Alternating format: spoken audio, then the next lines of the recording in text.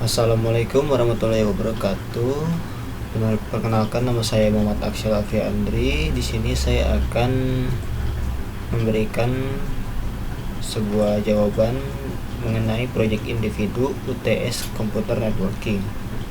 Langsung saja, di sini ada nomor 1 ialah nomor 1, jelaskan secara rinci perbedaan antara jaringan komputer dan komputer standalone. Di sini saya akan menjelaskan terutama yaitu komputer standalone. Maksudnya komputer standalone ini itu ialah secara rincinya itu adalah komputer itu hanya satu, atau secara jaringannya komputer di sini mengirimkan file secara eksternal. Maksudnya gimana? Di sini ada USB dan ada dua komputer. Lalu jika si komputer yang satu di sini ingin mengirimkan file-file tersebut ke komputer selanjutnya, maka si komputer ini akan diberikan USB, lalu si komputer ini akan mengirimkan file-file tersebut ke USB tersebut. Lalu si USB di sini itu akan dibagikan kepada komputer yang membutuhkan file tersebut. Cara ini tuh tidak efisien, tidak seperti jaringan komputer. Jaringan komputer perbedaannya tuh ialah tidak efisien. Di sini ada sedikit contoh jaringan komputer. Jaringan komputer itu agar file-file yang terkirim itu secara efisien, tidak seperti USB tadi, itu tidak terlalu efisien. Nah, di sini ada sedikit gambaran. Di sini ada beberapa PC dan switch dan router. Di sini tuh mereka saling menyambung. Jadi jika si PC 0 ingin mengirimkan file tersebut ke PC 2 misalkan, maka si PC tersebut itu tidak perlu melakukan apa-apa, jadi hanya perlu mengirimkan file melalui networking. Nah, misalkan si PC 0 ingin mengirimkan file ke PC 2, maka si PC 0 ini mengirimkan filenya melalui jaringan tersebut yang akan masuk ke dalam switch. Nah, lalu switch ini akan membagikan file tersebut kepada PC 2 ini. Nah, sama halnya dengan jika ingin memberikan kepada PC yang lain. Misalkan jika kita ingin mengirimkan file dari PC 0 ke PC 3, maka si PC 0 di sini akan mengirimkan file melewati switch di sini, lalu switch akan langsung mengirimkannya ke router. Nah, si router di sini sebagai penghubung ke switch yang lain, dan switch ini akan membagikan file tersebut ke PC 3, seolah-olah mereka nyambung secara efisien. Itulah perbedaannya. Kemudian di nomor 2 itu adalah jelaskan secara rinci terkait IP address serta jelaskan subnetting melalui contoh kasus tersebut. Nah, di sini IP address itu ialah serangkaian angka yang menjadi identitas perangkat yang terhubung ke internet atau jaringan lainnya. Misalkan di sini ada komputer dengan IP address 192.168.1.1, dan di sebelah kanan di sini ada 192.168.1.1.2. maka mereka ini dapat saling berhubung dan dapat saling akses satu sama lain. Kurang lebihnya IP address berfungsi agar setiap perangkat yang menggunakan koneksi internet dapat saling menghubungi satu sama lain. Nah, untuk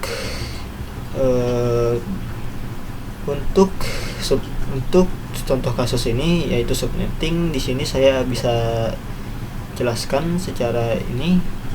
Di sini saya sudah sediakan IP address 192.168/27. Di sini kita dapat pisahkan sementara si per 27-nya. Jadi kita bisa taruh dulu di sini, dan untuk bit IP address itu ialah 32.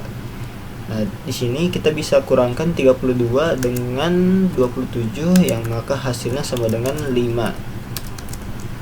Nah, 5 di sini itu ialah akan dipangkatkan dengan 2. Jadi 2 pangkat 5 sama dengan, mohon sebentar dulu.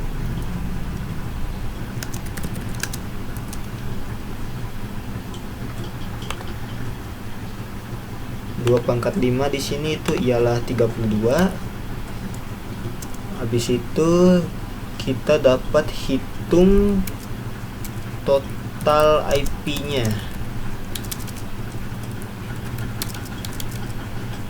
Total IP di sini itu ialah 256 dikurangi 32, maka hasilnya sama dengan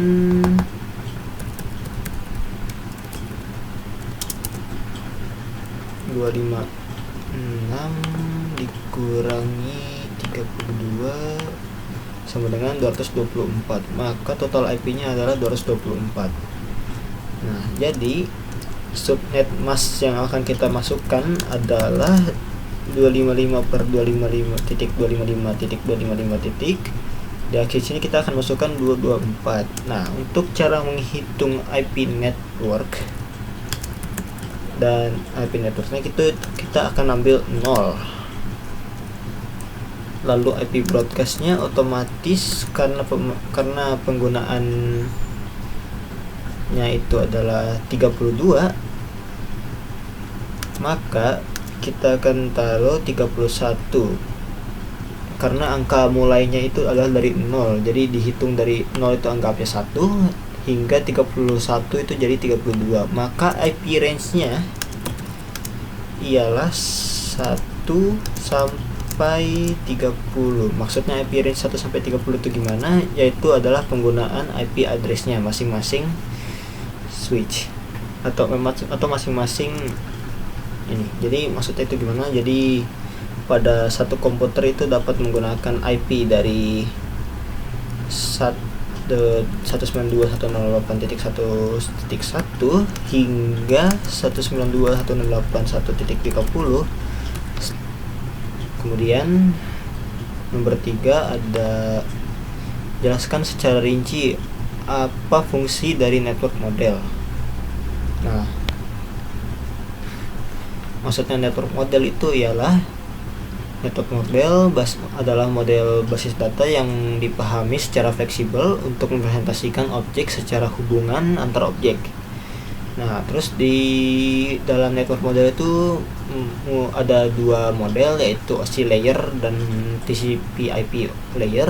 Nah, di sini saya juga akan menjelaskan satu persatu setiap layer TCP/IP model. Di sini ada TCP/IP model, di sini ada application layer, transport layer, internet layer, dan physical layer. Untuk aplikasi layer itu fungsinya adalah untuk menyediakan antarmuka antara aplikasi pengguna dan layanan jaringan di bawahnya. Maksudnya itu yang kayak email untuk transfer file dan browsing web segala macam. Nah, terus ada transport layer. Transport layer di sini tuh memastikan datanya terkirim ke aplikasi sampai ke tujuan dengan benar dalam urutan yang tepat. Lalu pada internet layer di sini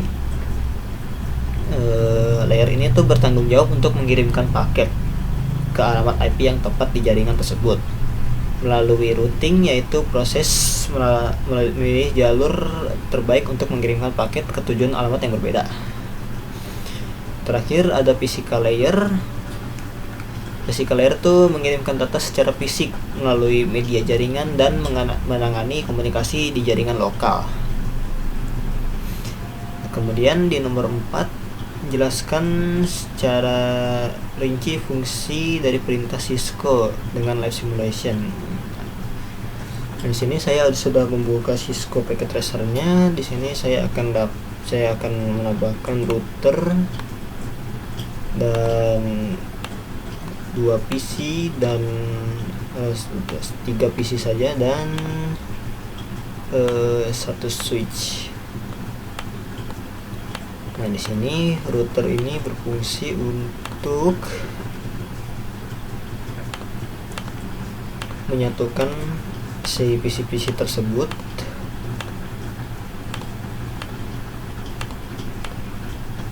Nah, kurang lebih seperti ini. Nah, di router kita dapat setting no kita dapat enable privilege-nya, lalu kita masuk ke konfigurasi T.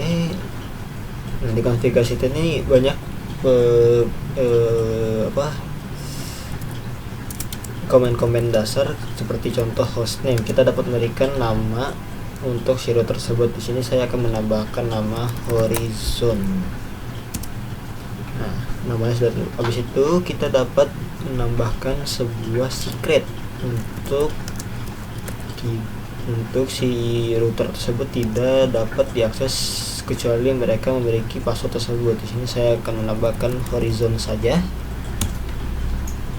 Nah, saat kita keluar dari config tersebut, lalu kita ingin masuk ke privilege lagi, maka kita akan ditanyakan sebuah password. Passwordnya itu adalah Horizon yang tadi saya sudah buat. Lalu kita akan mulai setting. Di sini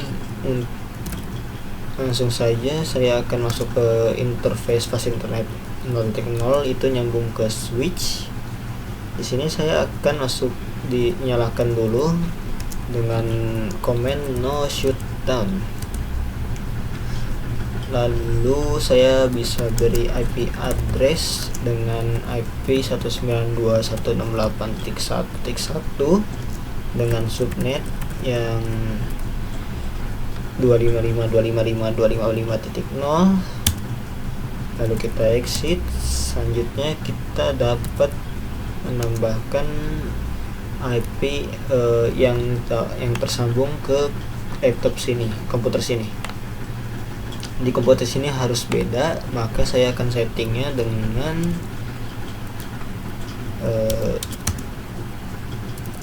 shutdown. Lalu saya akan isi IP address dengan 192.168.2.1 dan subnet masknya seperti pada interface 0. Nah, setelah ini kita dapat setting di komputernya. Pada desktop di IP configuration, di sini saya akan masukkan IP addressnya 192.168.2 karena tadi nyambungnya ke 2.2 dengan subnet ini, dan default gateway-nya menggunakan default gateway yang tadi ada di router.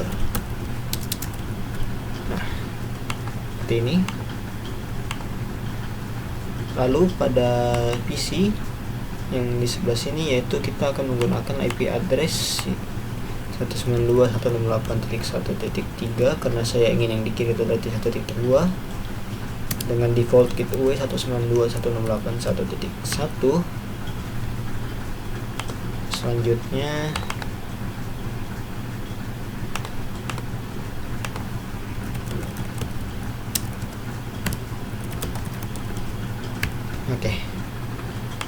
cara untuk memastikan si PC ini terkonek ke PC yang lain dengan membuka command prompt. Di sini kita akan ping dengan yang komputer memiliki IP address yang tadi. Misalkan jika saya ingin mengirimkan ping kepada ini dengan yang ini, maka caranya ialah ping 192.168.1.3. Maka jika hasilnya seperti ini, maka itu sudah terkonek ke PC tersebut. Jadi mereka itu dapat saling mengirimkan pesan. Selanjutnya kita akan coba dari PC ini mengirimkan pesan ke PC yang ada di sini. Caranya sama tetapi dengan 192.2.2.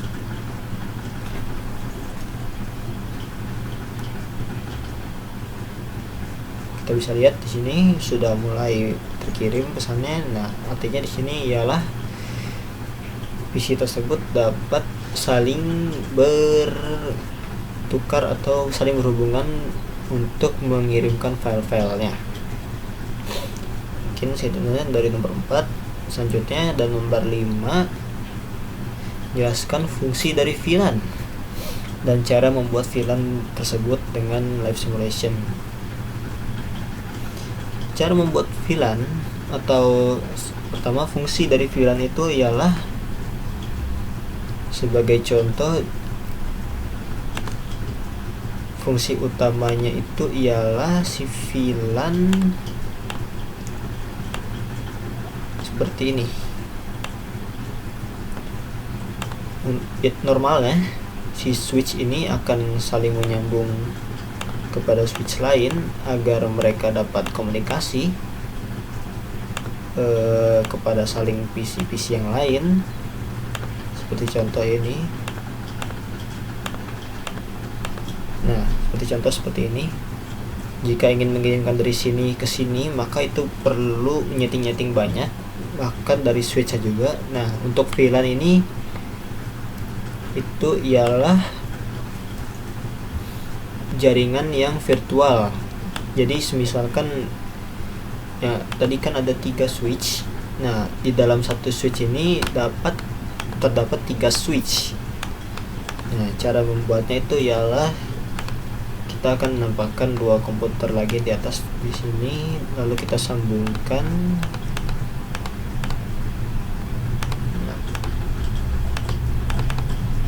Nah, kita akan setting di switchnya pada command CLI.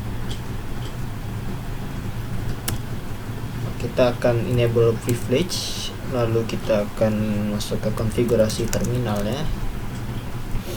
Nah, langsung saja kita dapat menambahkan, misalkan saya ingin VLAN 10, lalu kita dapat menambahkan namanya misalkan VLAN 10, lalu exit, lalu kita dapat menggunakan command do show VLAN brief untuk melihat VLAN-nya sudah terbuat atau belum. Nah, di sini ada VLAN 10 dengan nama VLAN 10 yang statusnya itu aktif. Nah, kemudian saya akan membuat VLAN 20 dengan hal yang sama.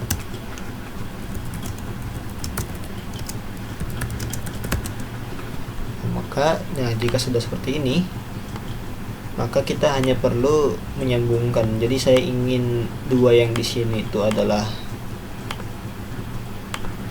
VLAN 10, lalu saya ingin yang di atas ini adalah VLAN 20.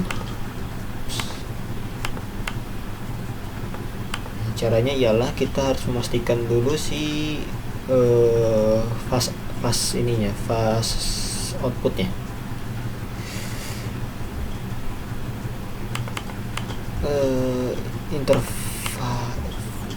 Kita harus memastikan dulu masing-masing PC ini tersambung ke port yang mana. Untuk yang di bawah di sini itu masuk ke dalam port FA 0.1 dan 0.2. Maka caranya ialah kita masuk ke interface-nya dulu, interface F01, lalu kita dapat masukkan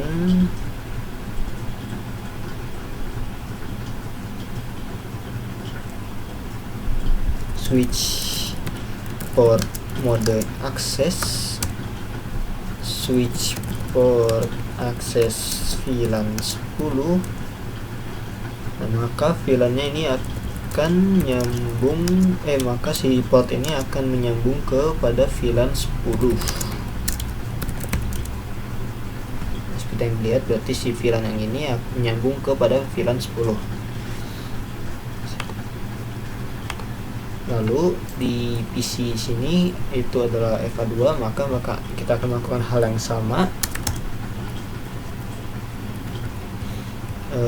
Switch port mode access, switch port VLAN 10.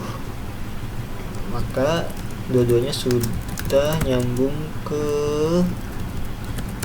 VLAN 10. Nah, jadi saat kita ingin mengirimkan paket dari VLAN ke sini, dari PC sini ke sini, pertama saya akan setting dulu IP-nya.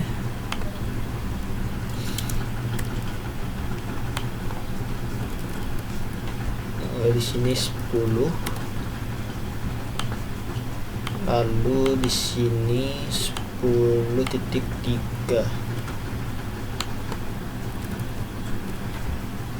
Nah, saat seperti ini, jika kita ingin mengirimkan paket, maka statusnya akan successful. Tetapi jika kita ingin mengirimkan paket ke sini,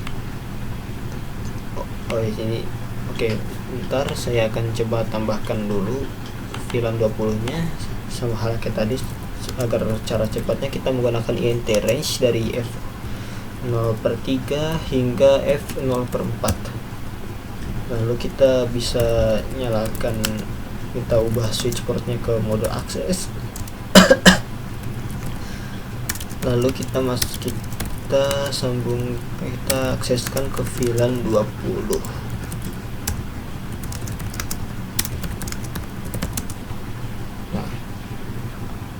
Di saat seperti ini, jika kita ingin mengirimkan paket dari VLAN 10 ke VLAN 20, itu akan terblokir. Tetapi dapat diandalkan dengan di soal selanjutnya.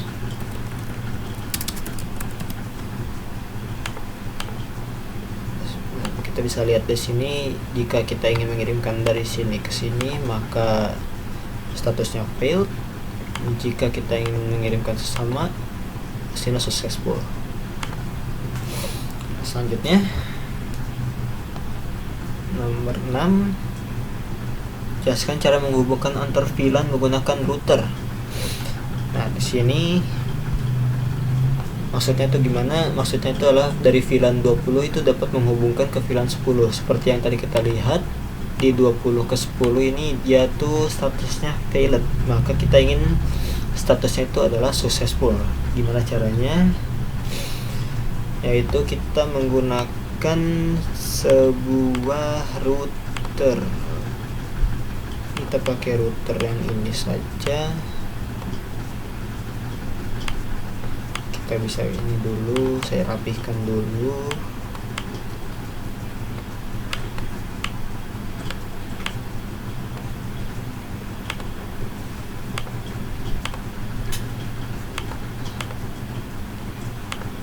Nah, sini caranya ialah kita harus nyetingnya di router.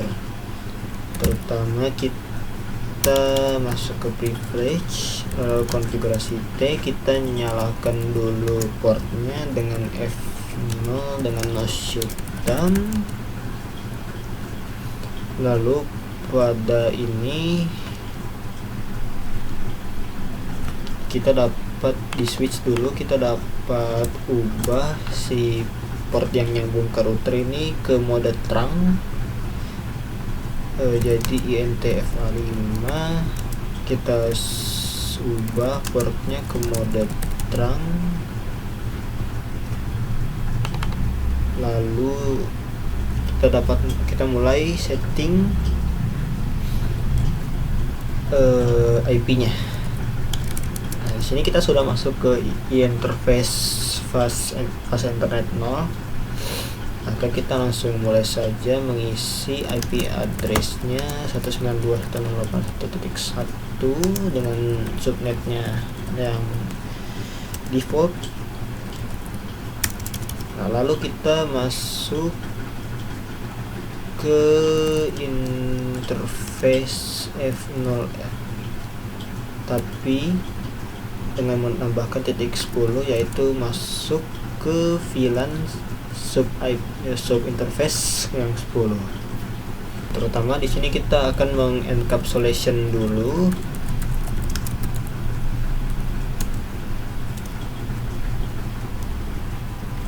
dengan encapsulation.key10. Lalu kita tambahkan IP address-nya 192.168.10.1 dengan subnet yang normal, yang default. Habis itu kita dapat exit, lalu kita dapat pindah ke FA selanjutnya yang itu 20, karena kita hanya punya 10 dan 20 saja. Lakukan hal yang sama, tetapi 20 encapsulation .1q.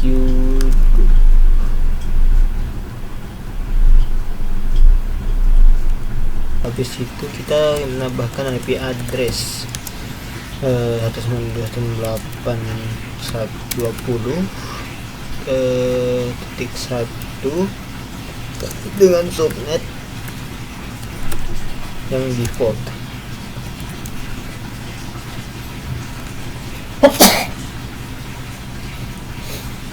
Setelah itu kita dapat setting IP DHCP pool dalam selanjutnya. Setelah kita menambahkan IP address di file ini pada interface f0/0.20, selanjutnya kita akan menambahkan IP DHCP pool dalam VLAN 10. Di sini kita dapat menambahkan networknya, yaitu 192.168.1 networknya 192.168.10.0 dengan default subnet. Habis itu kita akan masukkan default, kita akan menambahkan default router dengan IP 192.168.10.1 dengan DNS server 8.8.8. Lalu kita akan exit. Selanjutnya kita akan tambahkan yang untuk VLAN kedua. Di sini sama halnya kayak tadi, network 192.168.20.0 dengan subnet yang sama. Lalu default routernya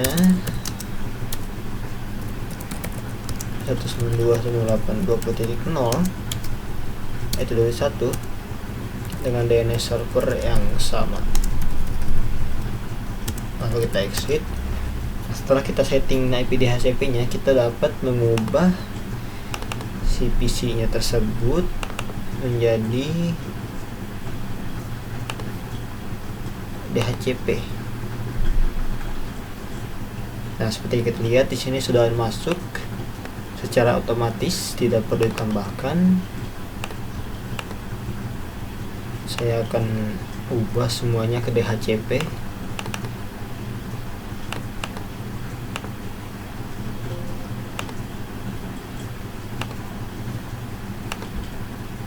Ini akan perbedaannya itu ialah karena di sini dua ini adalah VLAN 10, lalu yang di sini adalah VLAN 20, karena kita sudah memisahkan mana yang 20 dan mana yang 30 melalui router dengan IP DHCP pool.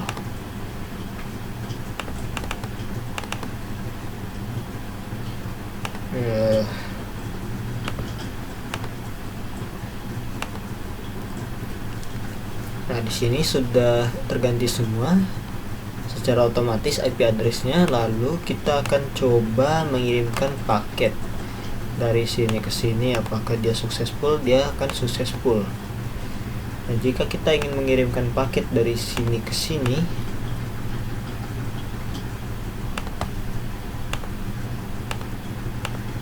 maka akan successful juga. Itulah menghubungkan antar VLAN. Mungkin segitu saja project individu saya untuk UTS Computer Networking. Kurang lebihnya mohon maaf. Wassalamualaikum warahmatullahi wabarakatuh.